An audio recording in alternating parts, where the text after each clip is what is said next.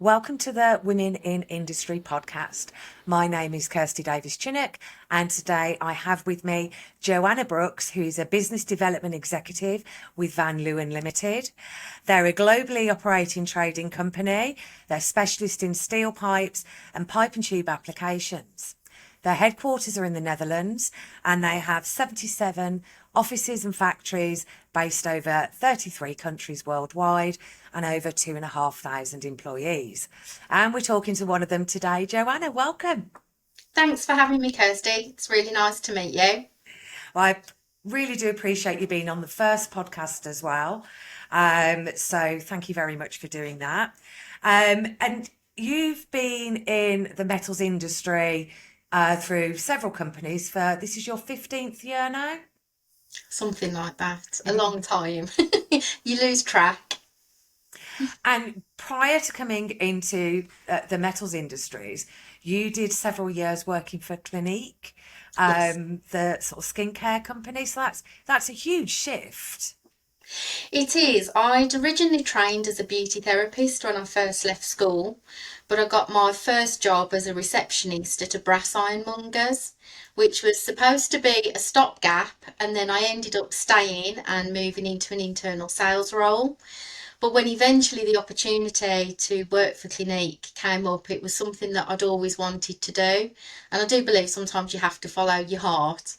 But in 2007, for personal reasons, I needed something that was more of a 9 to 5 role. So I moved back into the metals industry, and that was when I went to Bullman. Oh wow! So you did was it internal sales you did at Bullman? Yes, so we were split into sort of two teams. We had the petrochemical side and we had the power station side. So I was internal for sort of the boiler tube side with the external sales rep at the time. Although we did get out and see some customers back then because I still think it's important, wherever you are, you sit in the industry, getting out and having that one-to-one contact, it allows you to understand who you're dealing with. I think the metals industry in particular, which is the only industry I know about, it's very much about building those relationships. And you demonstrate that. I know you're still really good friends with colleagues from past companies you've worked in, and you've got your metal mates. Yes. I So think, I've worked with Denara, who I mentioned in the Metal Mates post the other week on LinkedIn. But I would also say I've got two really good metal mates. I've been lucky enough to work with Wayne Bagnall twice. twice. Uh, Twice, originally at Ben Teller and then again at Thyssen. He's always been so supportive of my career and he's been a great friend through some really difficult times. I've definitely had a rant over a beer or two. And I would say my colleague, Phil Dale Pearson, who is genuinely one of the nicest guys you could ever wish to meet. Phil is usually my sanity checker. I go to him when I'm about to sort of think, am I going down the right road with this or not? And we've put the world to rights on a few occasions as well. I It's think your sort metal mates are really yeah. important. I agree with you completely. It's amazing how you get this deep connection just from being in the same industry, even if you then end up at different companies. I agree with you on that. I think, and a rant over a beer is definitely, I will admit, I've had a rant with Wayne over a few beers as well in the past. It just has to be done. I think as well, it's a very, I don't want to say niche industry, but we understand each other's day to day. And sometimes when you go home to your partners, your families, they don't always get that. So you can talk to them about it, but then they look at you like they don't understand what you're saying. So I think having that opportunity, those metal mates that you can vent your day to day stuff to is really important. Somebody that gets what you're talking about. I agree completely. I think that's a really good point. And I think you also get the support and you can improve your confidence. And as you say, you were talking to your colleague Phil, and you use him as a sanity check. Yes, One of the things that you do as well is you don't just do the day job, you do things outside the day job. You're studying for your HND in business and finance at the moment. I am. Yes, I've got 4 units left to go until I can officially say I'm qualified to degree level. So I'm just going to say better late than never. Leave that there. But that was actually something that came to me over a beer with Wayne one evening when we were talking about my career and progression, and I'd done my level 3 some years ago and always wanted to go on and do further education, but the timing never seemed to be right. So I got to a point where I was like, if I want to take that step and push my career further, sometimes you need to just have that piece of paper that says, yes, I've got the experience, but I've also got the qualification to prove that I can do it. So I've been working through that. I started it in February 2021. It's taken me a little bit longer to achieve, but I didn't factor in a house move and renovating a house at the same time. Life gets in the way. It does. Life gets in the way. I think one of the things as well, when you can demonstrate that in your own time you've taken the qualifications, it's not so much the qualification itself, it's showing that you've got the ambition, the drive, the dedication, and you'll put the work in. Um, and you put the work in quite a lot as well. You volunteered at Molesley Old Hall National Trust for Yeah. what, over 4 years? Yes. I'm a massive history buff. I've spent a lot of time researching our family history, but you can also sort of find me getting out into the middle of nowhere, looking around old ruins. Um, I once got mistaken for a tour guide at Warwick Castle, which was a bit of a funny story. A friend of mine came over from Sweden and wanted to see a proper English castle. So we went for a day trip to Warwick, and I'm explaining about how the Kingmaker was integral to the Wars of the Roses and the Yeah. start of the Tudor dynasty. And people are hovering, and I keep sort of trying to move down, and these people keep following. And in the end, he actually turned around to me and said, "I think they think you're the tour guide." I love that. I only ever get mistaken for a member of staff in B&Q. And that's because I think I've got the right coloured fleece. I would definitely have hovered and followed you on that because it's such a great story for our history. And Warwick Castle do it really well. But yeah, I'd definitely have followed you for that.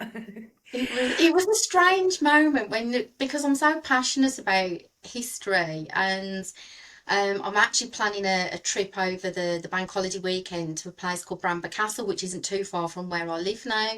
And the Lady of Hay, Matilda de Brose, she's got a fantastic story. You know, she was a great inspirational woman through history because she defended against the Welsh during the time of the blood feuds, but she fell out with King John and he walled her up in an oubliette at Corfe Castle. Oh, wow. And the nobility at the time were absolutely in uproar, and that was how the Magna Carta came about, which of course is the foundation stone for our legal system. Oh, that is fascinating. Oh, I think we need to do another podcast purely on your history knowledge rather than your metals knowledge. And talking of your metals knowledge and other projects and things you've done, you were involved in the UK pipeline project.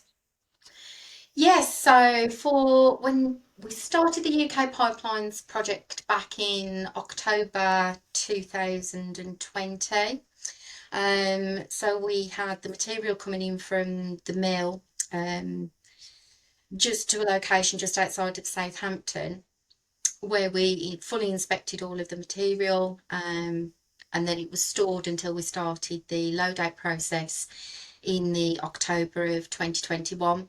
So we wrapped the project up in February.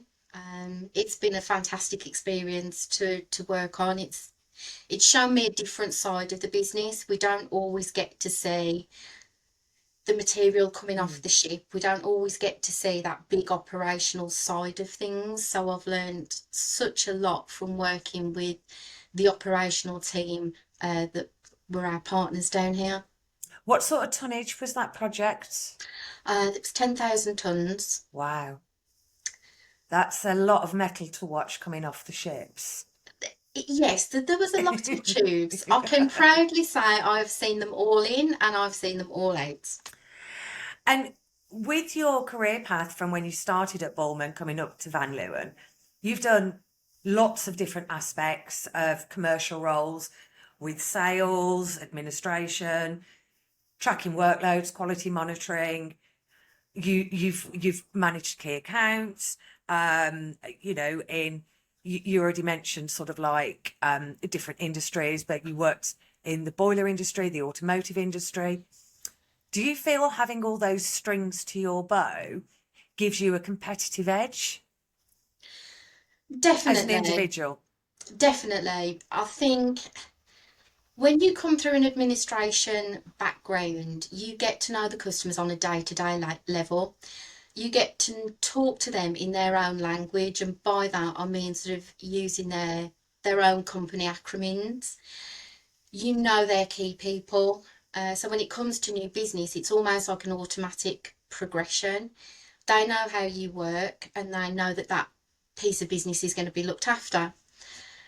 I mean, primarily coming from an automotive background, onboarding a new platform, you need to know how that fits from all departmental angles. So from procurement, operations, logistics, finance, but you also need to understand how you set that contract up within the system so it runs smoothly.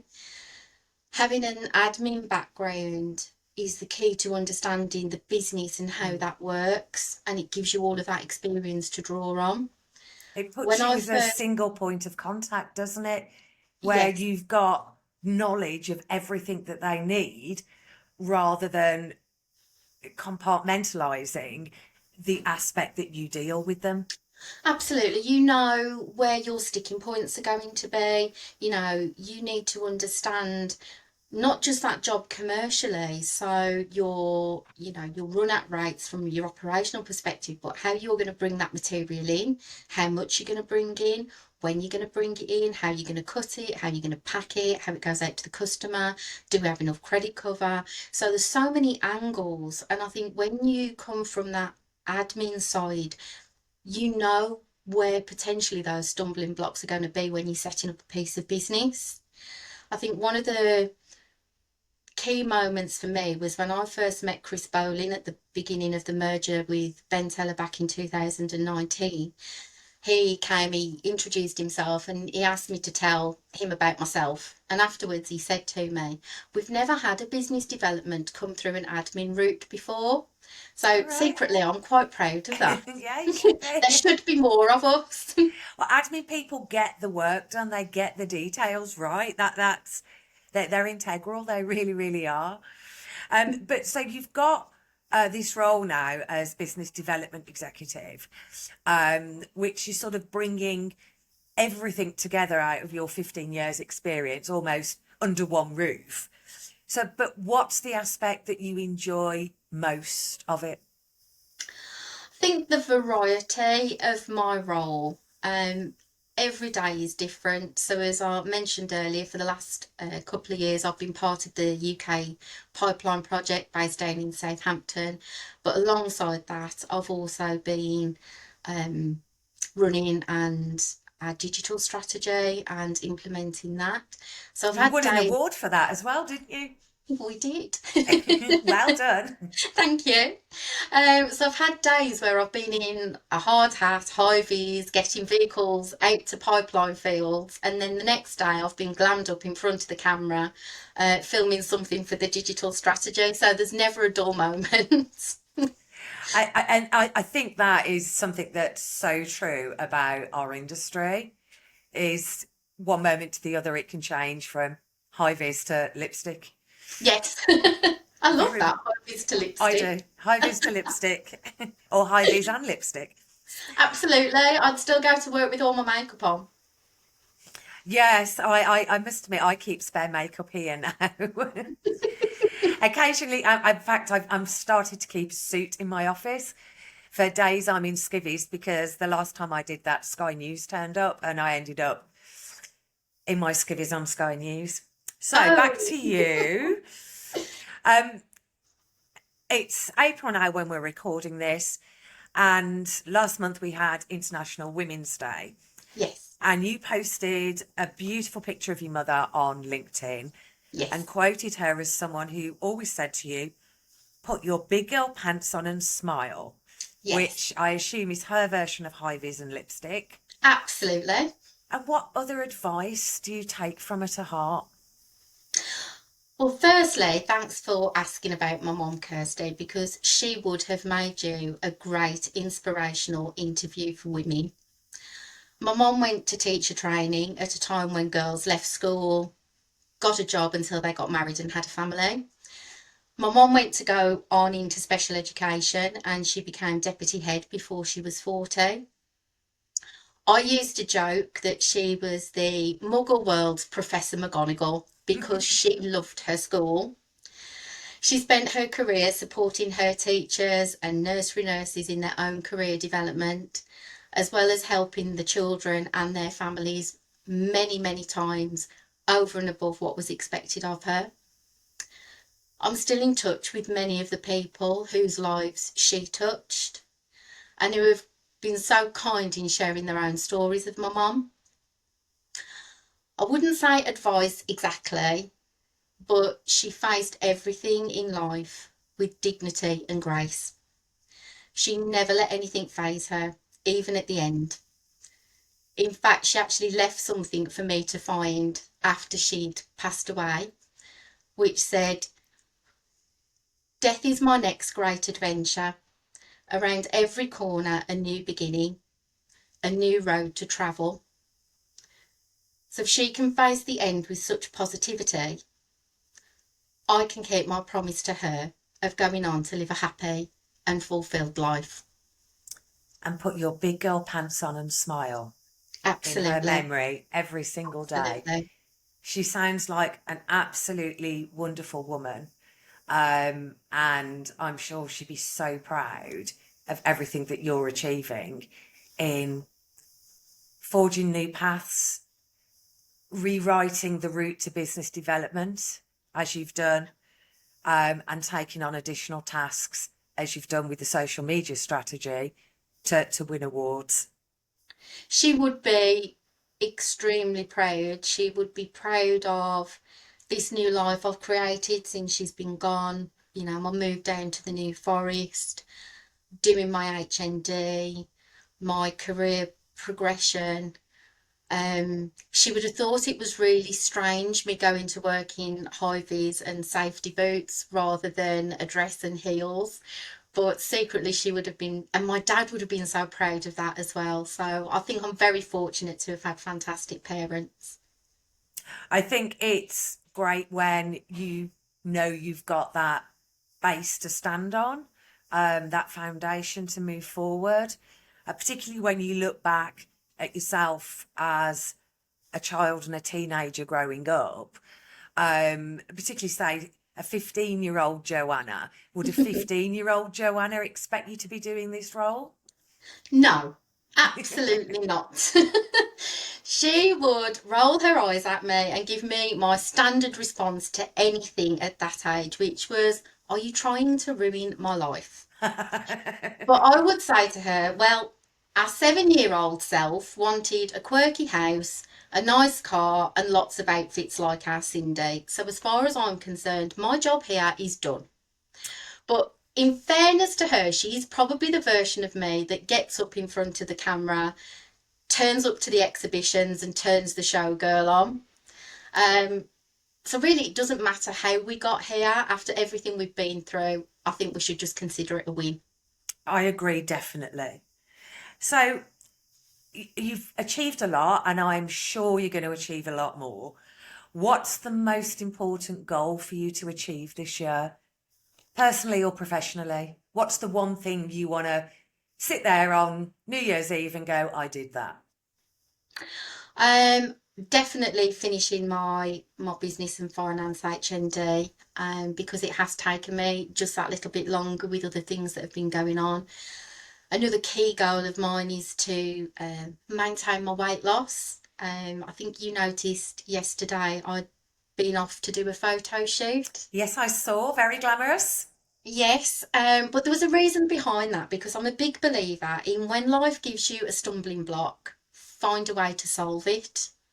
So for me, I've lost just short of 50 kilos, which is seven and a Wow, half that's stone. excellent. Yeah. So I've gone from a size 24, 26 down to a size 12 to 14. And nobody really prepares you for what comes with that. Everybody says, oh, you must feel so much better. Well, I didn't feel bad before, but I understand the well-meaning intention behind it. Yeah. But nobody prepares you for the fact that you will still go and pick up those bigger sizes just to make sure that they don't fit. Nobody prepares you for the fact that when you look in the mirror, you don't see what other people are seeing. So I think I just needed to fall back in love with myself and be comfortable with this new skin. So I got talking to the lady that did the photography yesterday, and I just felt so comfortable with her. And I explained to her my reasons for doing it, and she said, "Come and do it, you'll love it." And I felt like a film star. It was amazing, and I can't wait to get my photos on the 4th of May, which ironically would have been my mum's birthday. Oh, well, what a fabulous birthday present for your mum to see her daughter fall back in love with herself. There is honestly not a better gift. You can't She'll be expect, looking down and smiling at you, I think. I think so, but I also think that you can't expect somebody else to fall in love with you if you don't love yourself. I agree completely. And that's really important, particularly I think for younger people coming through. They've got so many pressures with social media that I certainly didn't have. It wasn't invented when I was a teenager. Um, and it's a topic that a lot of people don't talk about, body dysmorphia, that you look in the mirror and see one thing. And I think we really need to be aware and support young people coming through that social media isn't the be all and end all, and that what they're actually seeing in the mirror isn't what everybody else is seeing. And it's quite difficult to know how to support people without, as you just said, saying, oh, you must feel so much better. You look great when you felt fine before. I think that's going to be something we're going to have to be working with younger people on for many years to come. Absolutely. I mean, I've always struggled with my weight. I've always carried a little bit more extra weight, but over the years, and you don't realise how quickly that it gets out of control. In fact, sometimes you don't even realise that it's got out of control. And the catalyst really for me was after my mum had passed away. Obviously, you have all of that to deal with. You've got, I had property to sell, and physically it was demanding. Mm. I'm an only child, so you've got nobody to share that burden with either. And I can remember going home and thinking, this is just, it's doing me in. And I'd promised I was going to go on and live this happy and fulfilled life. And I thought, well, the only way I'm going to do that is by doing something about my weight.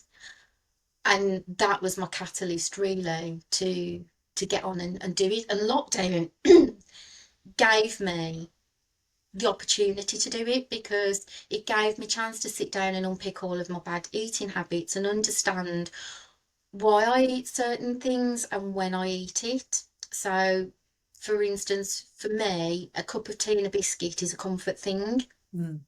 whereas crisps is I'm sitting down watching something, I'm bored, I want something to nibble, and chocolate will always be my go-to, my fail-safe, I think, for everything. But I think once we can understand why we do the things we do, we can go about undoing them. And you're right, the pressures within social media to look a certain way or be a certain way, it's not fair on the generation of today, I No. don't think. And one of the pictures from my shoot yesterday, I will use as a motivational post, which I will share. She said, Excellent. I want to see it. "Yeah, I will share one, and then the rest I'm going to keep for eventually somebody special." So, talking about younger people, what advice would you give to a young woman starting in the metals industry now? I would say never give up. As a woman in this industry, you will get knocked back, you will get passed over, you will feel like you've worked twice as hard for half of the opportunities, and that's when you have to put your big girl pants on and smile. Keep going, do something today that your future self will thank you for, and those opportunities to open the right doors will come. Just keep believing. Joanna, that's lovely. Do something today that your future self will thank you for. I read that somewhere and I love it. It's my favourite saying. That's absolutely fantastic. Well, thank you so much for joining us on the inaugural Women in Industry podcast. It's been an absolute pleasure, and we wish you the best of journeys ahead for you. Thank you. Thank you, Kirsty. It's been a pleasure.